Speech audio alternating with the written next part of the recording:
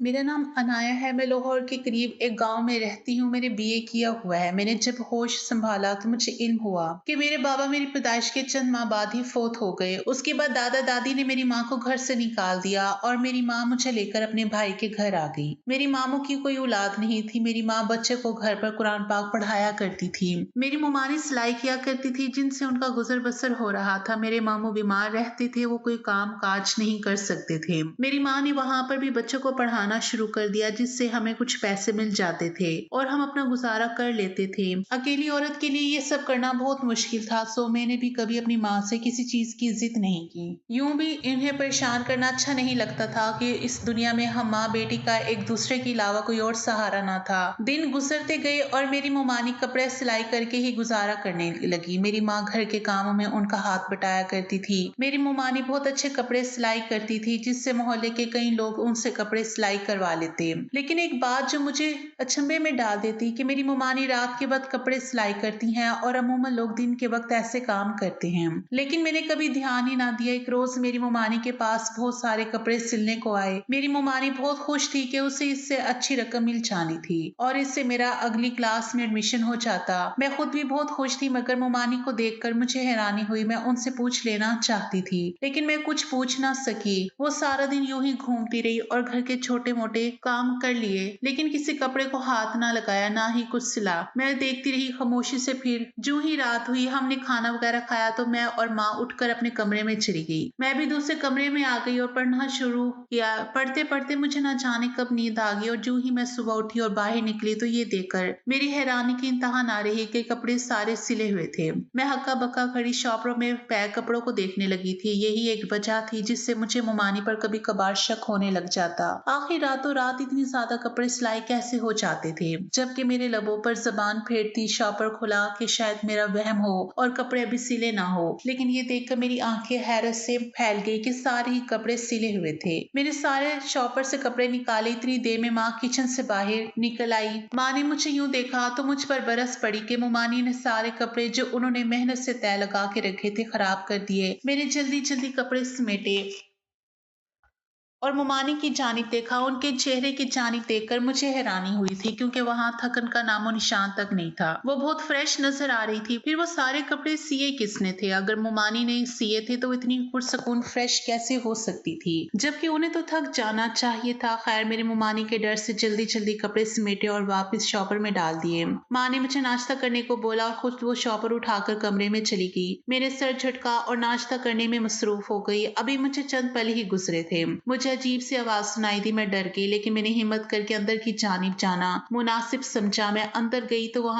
वो आवाज ही मुझे मुमानी के कमरे से सुनाई दे रही थी। मैं मजीद आगे बढ़ी। अभी मेरा हाथ दरवाजे पर ही था कि मेरी मुमानी पीछे से आ गई और मुझे सख्त लहजे में पुकारा। मैं फौरन ही वहीं थक गई। अनाया, घर के काम भी कर लिया करो। उनकी करख्त आवाज पर भी थोड़ा डर गई और इस बाप ने सर हिला दिया। लेकिन एक बात जो मेरे दिमाग में घूम रही थी, मैं वो हिम्मत करती पूछ बैठी, मुमानी आप कपड़े कैसे सिलाई करती हैं रात को इतनी ज्यादा? मैं बोली और ज्यादा ही मुमानी की जानिब देखकर जिसके चेहरे का रंग मेरी बात सुनते ही फर्क हो गया था। उन्होंने मुझे डांट दिया और काम करने को बोला। बगैर जवाब दिए वो अपने कमरे में चली गई। यूं ही चंद दिन गुजर गए। मुमानी के पास ढेरों कपड़े आते और मुमानी रात को दरवाजा बंद कर लेती और जब सुबह उठती तो उनके चेहरे पर कोई थकन होती और ना ही कोई परेशानी और कपड़े भी सारे के सारे सिलाई हो चुके होते। मेरी माँ घर का सारा काम करती, बच्चों को पढ़ाती और घर का सारा सौदा सेल्फ बुलाती। वो इतना थक जाती थी कि उन्हें होश ही नहीं होता था कि रात को और दिन में क्या हो रहा है। अब आहिस्ता आहिस्ता अपनी तबीयत में चिड़चिड़ापन आने लगा। मुमानी मुझे कुछ बताती और ना ही कभी रात को अपने कमरे में जाने देती।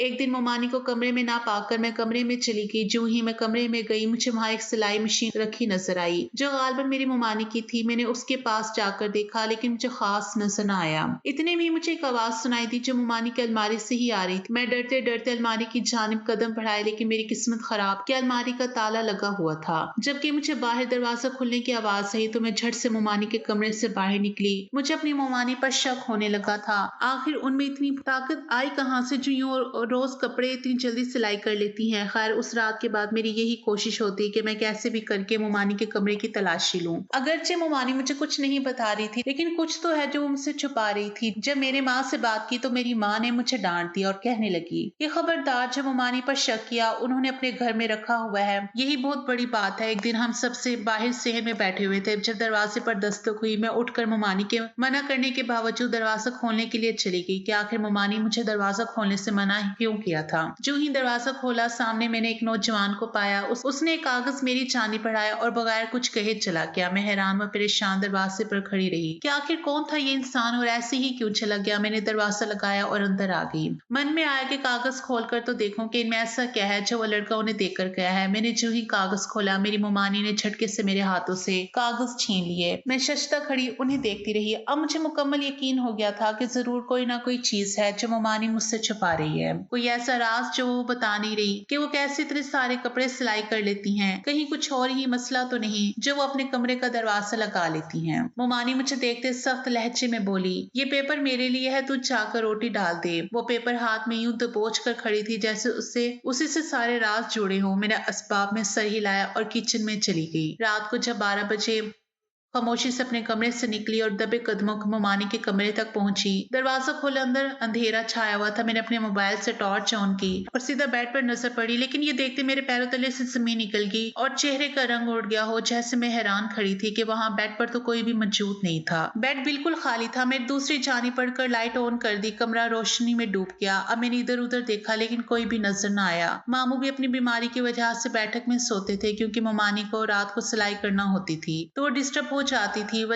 इस वजह से वो बैठक में अकेले सोया करते थे। जब मैं बाहर गई और देखा, वहां भी कोई मौजूद ना था। गर्स मैंने घर के सहन, कमरे और सीढ़ियों पर भी देखा, लेकिन मुझे मुमानी कहीं ना मिली। मैं बेहद परेशान हो गई। मैं वापस उनके कमरे में आई और मैंने मुतहयर नजरों से वो मंजर देखा। मेरी आंखें हैरत से फैल गई कि मुमानी बेड पर लेटी हुई है, लेकिन ये कैसे मुमकिन था। अभी थोड़े टाइम पहले तो वो बेड पर मौजूद ना थी। बिल्कुल, मैंने खुद अच्छे से देखा था, वो कहीं मौजूद ना थी। मैं तो ये जानने आई थी कि रात में ऐसा क्या है जब मुमानी रात को कपड़े सिलाई करती हैं और हैरानी के बाद सारे ही कपड़े सिलाई भी हो जाते हैं और वो थकती भी नहीं है। लेकिन यहाँ तो मेरा दिमाग खराब हो गया था। खैर, मैं उनके थोड़ा करीब गई, लेकिन वो बेड पर यूं लेटी थी जैसे सो रही हूँ। मैंने कुछ भी नहीं कहा और बाहर अपने कमरे में चली गई। ये शक यकीन बनता जा रहा था, कहने को कोई अल्फाज ना थे। सुबह जब मुमानी उठी तो मुझे बाहर पहले से बैठा देखकर वो भी थोड़ा हैरान हुई थी। वो मेरे पास आकर बैठ गई। मेरी चुपती नजरों से उन्होंने देखा। मैं दिमागों में लफ्जों को तरतीब देने लगी कि मैं उनसे पूछ ही लूं कि आखिर वो थी कहाँ। मैंने मुमानी की जानिब देखा और पूछा, मुमानी आप कहाँ थी रात? मैं आपके कमरे में आई थी लेकिन आप गायब थी। मेरे इतना बोले पर मेरी मुमानी फौरन गड़बड़ा गई। अब मुझे उन पर मजीद शक हुआ और मैंने अपना जवाब जानना चाहा, लेकिन वो थोड़ी देर कुछ ना बोली। वो बोली, मैं वॉशरूम में थी। उन्होंने बहुत सोच समझ कर जवाब दिया, हाँ मैंने वो चेक ही नहीं किया था। लेकिन उनके जवाब पर मैं मुतमईन हरगिज ना हुई थी। मैंने उनसे उस पेपर के बारे में पूछा जो कि वो लड़का देकर गया था। उस पर वो बोली कि वो पेपर में मेरा कुछ हिसाब किताब लिखा हुआ था जो मैंने कपड़े सिलाई किए हैं उनके। लेकिन मुझे कुछ समझ ना आया कि अगर ऐसी ही बात थी तो इसमें भला छुपाने वाली क्या बात थी कि मुमानी ने मुझे वो पेपर पढ़ने तक नहीं दिया था। मैंने मुमानी को बोला कि मुझे आपके कमरे से अजीब आवाजें आती हैं और साथ ये देखती हूँ कि मुमानी हर सवाल का जवाब दे रही है। ये भी पूछ लिया कि वो इतने ढेर सारे कपड़े अकेली रात में कैसे सिलाई कर लेती हैं। मेरी ये बात सुनकर जहाँ वो हैरान हुई, वहीं उन्होंने मुझे कुछ ना बताया कि उनके चेहरे पर हैरानी को मैं अच्छे से नोट कर चुकी थी। मुमानी मुझे मुख्तलिफ काम कहते उठ गई तो मैंने सर झटक दिया और दिल ही दिल में मुख्तलिफ सोचें भूनने लगी कि अब बस बहुत हो चुका था। अब अगली रात मैं बड़ी होशियारी में मुमानी के कमरे में गई और कपड़ों के सिलने का राज जानने के लिए वहां अपने मोबाइल का वीडियो कैमरा खोल कर रखा है। अब मुझे सिर्फ सुबह का इंतजार था। मैं बेसब्री से सुबह का इंतजार करी थी। इसी वजह से मैं लेट सोई और जैसे ही सुबह हुई, मुमानी के शॉपर में कपड़े डालकर बाहर जाते ही मैंने फौरन मुमानी के कमरे का रुख किया। जो ही मैंने फोन उठाया और फोन में चौथी वीडियो देखी तो मुझे हैरानी का झटका लगा। मुझे लगा जो मेरी आंखें देख रही थी वो सब झूठ था। मुझे यकीन नहीं हो रहा था ऐसा भी कुछ हो सकता है। मुमानी के आने का टाइम होता देखकर मैं कमरे से बाहर निकल आई। मेरे हाथ में मोबाइल था, लेकिन मुझे हैरानी हो रही थी कि मेरी मुमानी ऐसा भी कुछ कर सकती है क्या? रात को इस तरीके से कपड़े सिलाई करती हैं क्या? जो वीडियो में था वो सच था? खैर, कुछ दिन मजीद गुजर गए। मैं यूं ही बाहर निकल जाती और मुमानी के कमरे से बाहर आने का इंतजार करती, लेकिन मुमानी कमरे में बैठती ही सारा काम ऊंची बोल देती, लेकिन खुद बाहर ना आती। मुझे लगा कि शायद उन्हें मुझ पर शक हो चुका है। अब मुझे थोड़ा खौफ भी महसूस हुआ। मेरे मोमानी से बहाने बहानों में पूछने की बेहद कोशिश की, लेकिन वो कुछ ना बोला। आखिर एक दिन मैंने गुस्से से अपने मोबाइल पर वीडियो क्लिप ऑन किया और मोमानी के पास चली गई कि यूं डायरेक्ट उनसे पूछना उसे परेशान कर सकता था। सो मैंने बहाने से वीडियो ऑन करके उनके पास रख दी कि चलो अगर वो वीडियो देखेंगे तो जरूर पूछेंगे, लेकिन शायद किस्मत को कुछ और ही मंजूर था। मोमानी सुकून से बैठी रही और मुझसे बातों में लग गई, मगर वीडियो ना देखा और मेरा मोबाइल एक साइड पर कर दिया। अब मुझे गुस्सा आने लगा था कि आखिर मोमानी मुझे सच बता क्यों नहीं देती।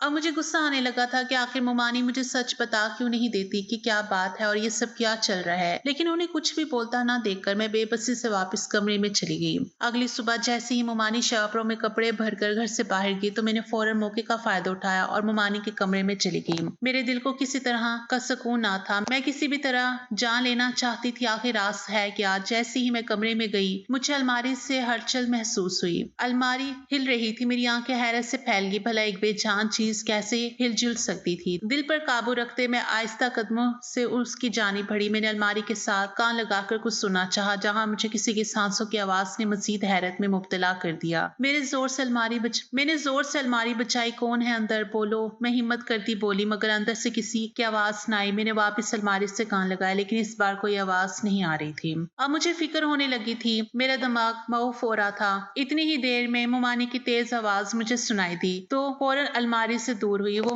मोमानी गुस्से से मेरी तरफ ही देख रही थी। हाथ में कपड़े के शॉपर को मोमानी ने एक साइड पर रख दिया और मुझे घूरने लगी। यहाँ क्या कर रही हो? मोमानी सख्ती से बोली तो मैं जरा गुस्से में आ गई हूँ। रोज रोज के रास वो नियाज से अब मेरा दिल बोर हो चुका था। मोमानी, इस अलमारी में कोई है? मैंने अभी आंसू की आवाज सुनी। मेरी बात पर मेरी मोमानी हैरान हो गई। उनका चेहरा फक हो गया। मेरा शक आहिस्ता से यकीन में तब्दील हुआ। मोमानी ने मुझे टालना चाहा कि मैं यहाँ से जाऊं। ऐसा कुछ भी नहीं है जैसे मैं सोच रही हूँ, मगर आज मैं जिद इख्तियार कर गई थी कि अगर मुझे कुछ ना बताया तो मैं मामू को जाकर सब कुछ बता दूंगी। मैं वहीं खड़ी रही और बार बार मोमानी से अलमारी खोलने की जिद की तो मोमानी उकता गई। उन्होंने मेरे आगे शर्त रखी कि अगर अलमारी से कुछ ना निकला तो वो मुझसे कभी बात नहीं करेगी। मैं परेशान हो गई कि मैं मोमानी की बात मानूं या ना मानूं, क्योंकि अब्बा के जाने के बाद यही सब मेरा सहारा था। लेकिन जिस अंदाज में वो मुझे कह रही थी यकीनन मोमानी मुझे वापस कभी ना बुलाती। अब मुझे समझ नहीं आ रहा था कि मैं अकेली फैसला करूं मैं क्या फैसला करूं। मोमानी मेरे हाँ की मुंतजिर थी। मेरे दिल के हाथों मजबूर होते कह दिया कि अलमारी खोल दो। मेरी मोमानी खामोश होगी और कुछ देर में अलमारी खोल दी। जो ही अलमारी खोली मैंने हैरत से मोमानी की जानिब देखा। मैं परेशान हो गया और मुझसे कुछ बोला ही ना गया। ऐसा कैसे हो सकता था? मुझे अलमारी में कुछ भी नजर न आया। अलमारी में मामू और मोमानी के चंद जोड़े लटके हुए थे और कुछ सिलाई का सामान था। मोमानी ने शिकवा को नजरों से मेरी जानिब देखा और मैंने मोमानी से माफी मांगी और वापस चली गई। दूसरे दिन मैं मोमानी के कमरे में गई। मुख्तलिफ जगह फिर से देखा कि शायद अपनी दफा मुझे वो कागज मिल ही जाए। शायद मेरा अंदाजा गलत हो, वीडियो गलत हो, लेकिन किस्मत से मुझे कागज नहीं मिले। शायद मोमानी ने अलमारी में रख दिए थे। खैर, मैंने उसे मजीद यकीन में बदलने के लिए एक और फैसला किया और उस पर अमल शुरू किया। सारा दिन मैं मोमानी के साथ अच्छे तरीके से रही। बहुत सुकून से उनके सारे काम करवाया, लेकिन वो मुझसे इस बात की वजह से अच्छे से बात नहीं कर रही थी। मुझे उस पर थोड़ी परेशानी भी हुई। थोड़ी देर में वो ढेर सारे कपड़े लेकर आई। आहिस्ता आहिस्ता शाम होने लगी। अब बस आज की रात थी। मैंने शाम में ही माँ से कह दिया था कि मुझे नींद आ रही है, तबीयत खराब है,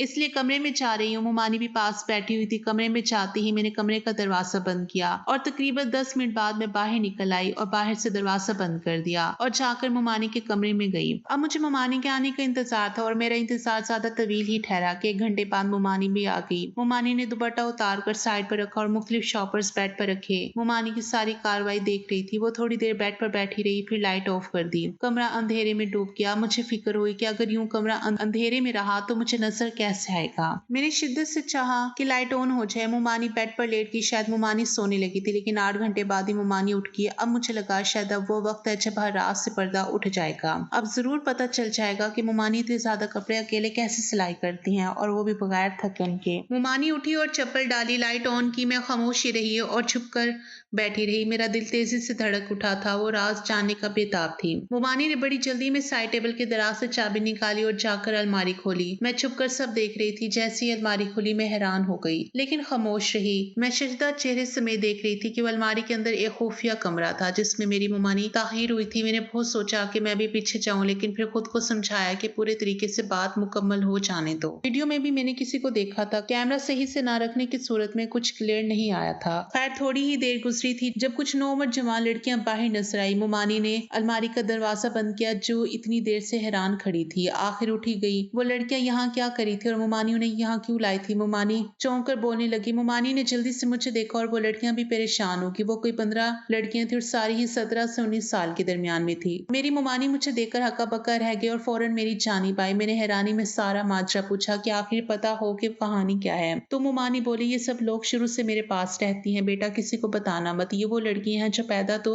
मेरी हवेली दा खानदानों में हुई, लेकिन उनकी किस्मत खराब थी कि उन्हें लड़की की पैदाइश नहीं चाहिए थी। मेरी एक सहेली के यहाँ पहली बार ऐसा हुआ तो उसके ससुर ने बच्ची को मारने का हुक्म दिया और वो रोते हुए मेरे पास आई और कहा कि मैं इसे संभालूं। इसके बाद उसने ऐसे अपनी कई कजिन्स को बताया, लड़कियां मेरे पास महफूज रहती। इनमें सब कुछ वो लड़कियां हैं जिनकी जिन्स हम जैसी नहीं, वो ख्वाजा सिरा हैं। और औरत का दिल तो माँ के जैसा होता है। वो उन्हें मरने नहीं देना चाहती थी, ना जुल्म समाज के हाथ में लगने देना चाहती थी। तब भी मैंने ये सब शुरू किया और जो बच्चियां मजबूर है उन्हें यहाँ रखा। इनमें से कुछ वो हैं जिनके नाम करोड़ों की प्रॉपर्टी है, लेकिन रिश्तेदार जीने नहीं देते। मैं क्या करती, आजकल जो पनाहगाहों का हाल है, ऐसे में उन्हें वहां छोड़ना मुनासिब नहीं था। मैं रोज कपड़े लेकर आती और मैं बांट देती। रोज रात को ये एक एक सूट सिलाई करते, सुबह मैं वो दे आती। मुमानी की बात तफसील से सुनने पर मुझे हैरत हुई। भला इस समाज में भी बेटी को यही अहमियत हासिल थी और क्या दूसरे जिन्स के लोग नहीं होते हैं? क्या वो आवाजें उनकी थी और ये सब हमेशा इसी कमरे में रहती है? मेरे हैरत से सवाल किया